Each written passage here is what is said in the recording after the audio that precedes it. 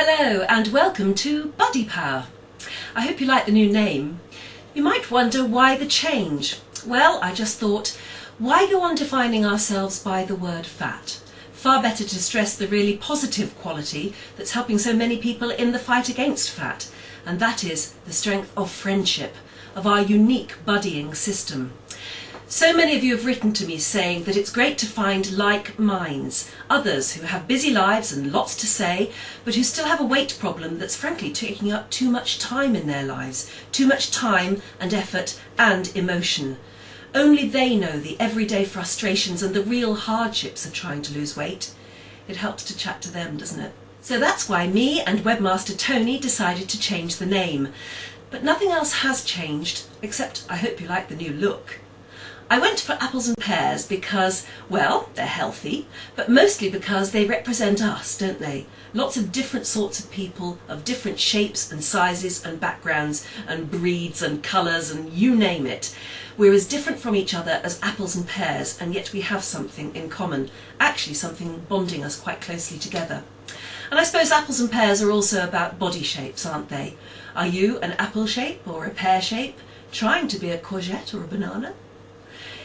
Ages ago, after I left the dreaded Celebrity Fit Club, I don't like to even think about it, I was really spurred on by the thousands of wonderful people who wrote to me and first gave me the idea for this very website. So many people said, you must leave that TV show, it's all about exploiting people's weight problems and it's not helping you. Or they said, don't leave the TV show, please, because I'm dieting, I'm slimming with you, and if you leave, I will feel that I've lost a companion. So I thought, well, how can I keep all of those people together? And I came up with Fat Happens, because I wanted to get over the idea that, it just happens to you. It doesn't matter how clever you are, how rich, how successful, how good at anything else, you can end up with a weight problem that you can't shift. Fat happens like shit happens. You've just got to deal with it and get on. I wanted to get over the idea that it's not about blame. We're not fat because we're lazy and stupid. It just happens to some people more than others in today's way of life. It's not, of course, an excuse to be complacent, but it does show up in some people more than it does in others. We've even heard from scientists on this very website who found one of the obesity genes. But lately I've come to see that fat, well, it doesn't just happen. It happens for a reason. It's happening to us because energy out isn't equaling energy in. We're living a sedentary lifestyle and we're in a land of plenty, of too much food. It doesn't mean that we're necessarily gluttonous or slothful. Even those of us who get absolutely exhausted at the end of an ordinary working day, and I know that many of our members are nurses, we're getting exhausted, but we're not burning up the calories because we're not doing the sort of aerobic activity that it needs. Doesn't mean you're lazy. So we're showing the first signs of what is a 21st century condition that's going to affect the majority of us soon. We don't deserve to be picked out for blame. We're not especially wicked nor morally degenerate. We're just the first to be showing the symptoms. Now, I'm not saying that we can't do something about it. I, for one, want to be really slim again, I want to be fit again and healthy, and I'm working as hard as I can to get fitness and exercise into my daily routine because I'm convinced that's the only way forward. I know, because so many members write to me, that you're probably in a similar situation. We're all human, but we do have something many others don't. We have friends, we have buddies who know what it's like, and we can talk to them here on buddypower.net. Thanks for being my buddies. I'll continue doing everything I possibly can to make this website interesting, informative, helpful, but above all friendly, so that when you come online you know you've got buddies who are there to help. Thanks for being with us all here on Buddypower.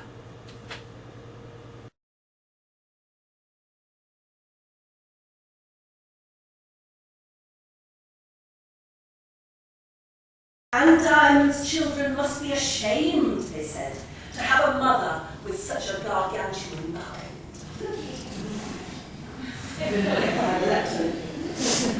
Well, you certainly need a thick hide to withstand that sort of attack, don't you? Anyway, look, I know that anyone famous has to learn to take all that sort of stuff in their stride, but it certainly taught me a thing or two about society's attitude towards fat.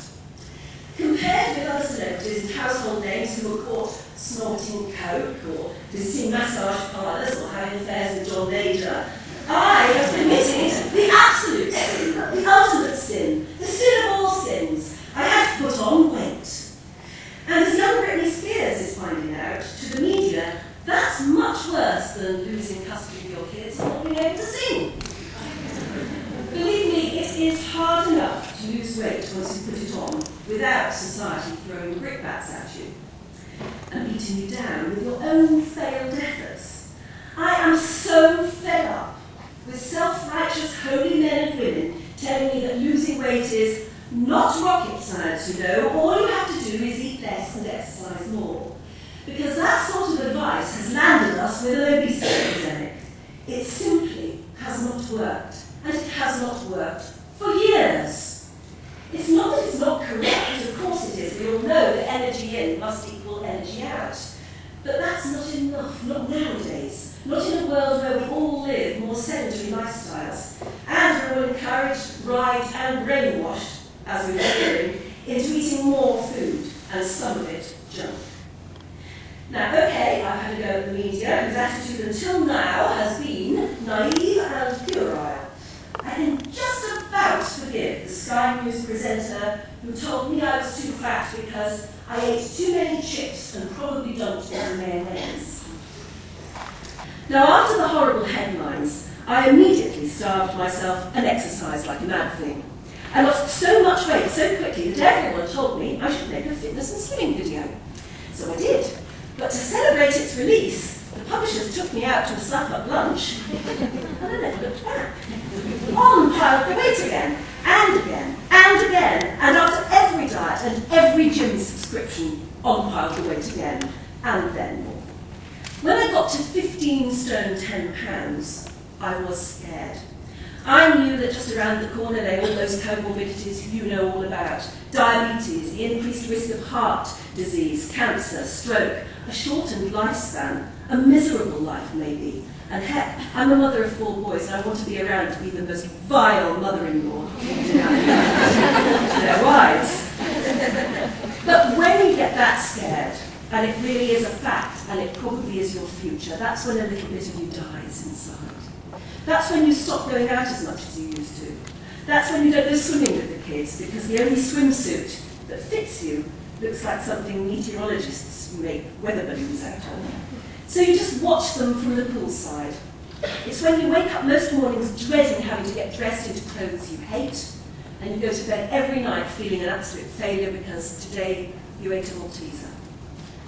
That's when I heard from a friend of a friend of a friend of mine who'd had a gastric band fitted, and the weight was just cascading off her. Until then, I thought weight loss surgery was something that only weird Americans and Sharon Osbourne did. So started my colourful history with weight loss surgery. To cut a long story, a very long story short, I went to Belgium to have it done because I thought it would be cheaper, and they boasted that there's no MRSA in Belgian hospitals. And they put it in the wrong place. They put it around the bottom of my esophagus instead of around my stomach. No wonder it didn't work, but I didn't know that at the time.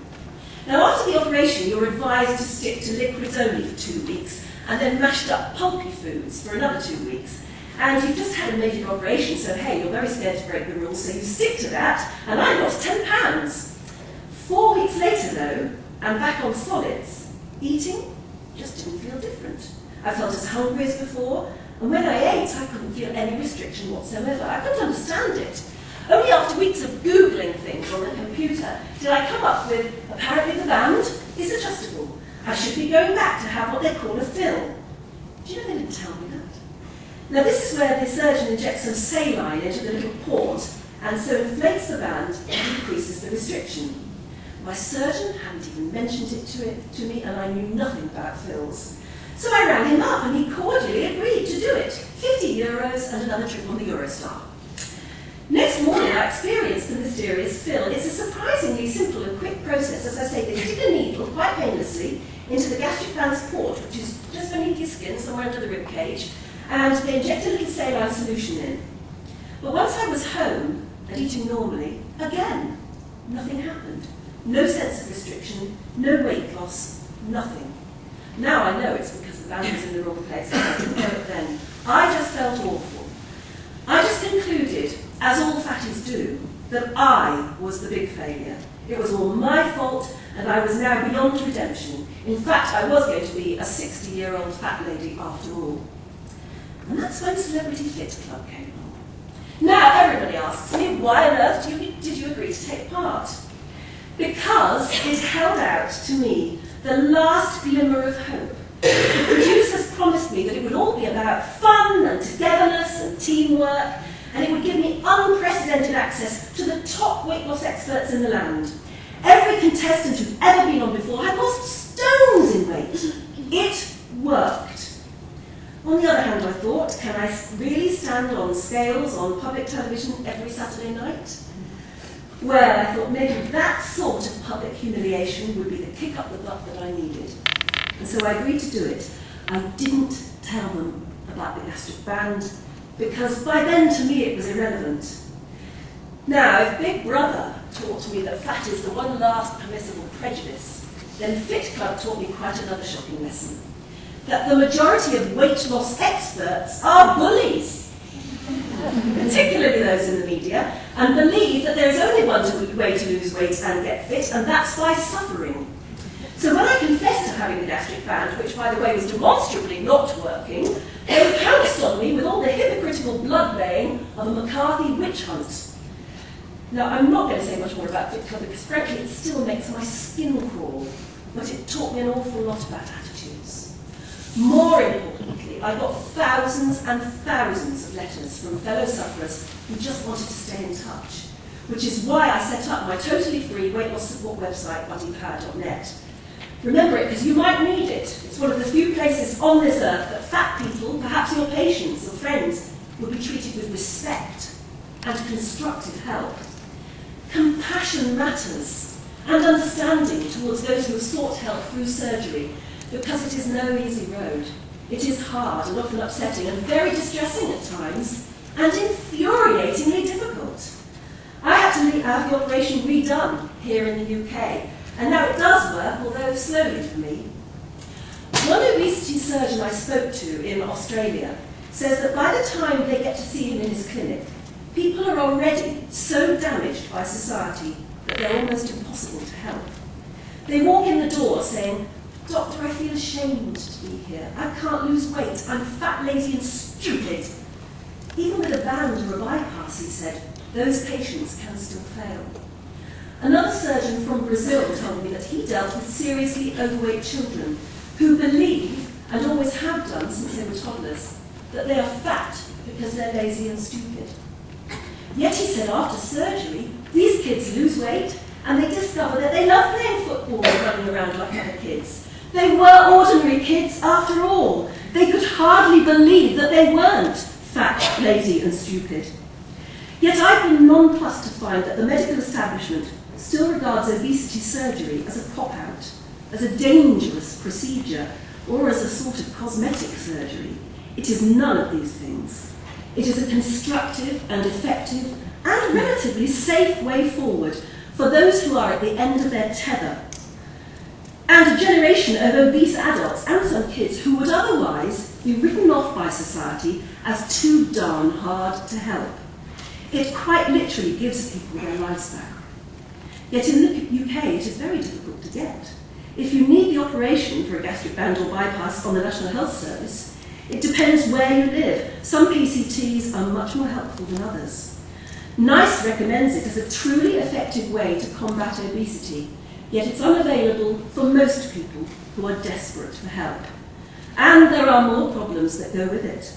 One top German surgeon told me last week that he wished patients would also understand that obesity surgery, because it causes very fast weight loss, often means a patient will need further surgery down the line because they can have many, many kilograms of surplus skin to remove. Patients can become severely depressed because after all of their efforts to lose weight successfully, they find that their body is almost even more ugly, with ugly hanging folds of surplus skin. The original band or bypass can cost several £1,000s. Follow-up surgery can cost double that. Yet I find that the whole procedure is marketed to patients like a magic pill. No mention is made of the desperate need for aftercare, follow-up surgery, nor the need for psychological support. This is an industry in its infancy, and it needs regulation. Every day on buddypower.net, I hear stories that would make your hair stand on end. Of patients being snubbed by their private surgery provider, of patronising attitudes towards adjustments, of simply not caring once the surgery is done and paid for. Yet many providers make surgery sound like a breeze. I am astounded there is still no UK hallmark for a procedure which will necessarily become more and more common until we can master obesity prevention. So today, let's please remember that obesity needs compassionate understanding, effective treatment, and that surgery and its aftercare desperately needs regulation. Obesity surgery is urgently needed by those who cannot afford to pay privately, and it must be made more accessible on the NHS. Perhaps only the cost argument will prevail, and it is an impressive equation. It's reckoned that massive action now, including surgery for those needing it, would save £500 million over the next 10 years. That's according to NICE. Now,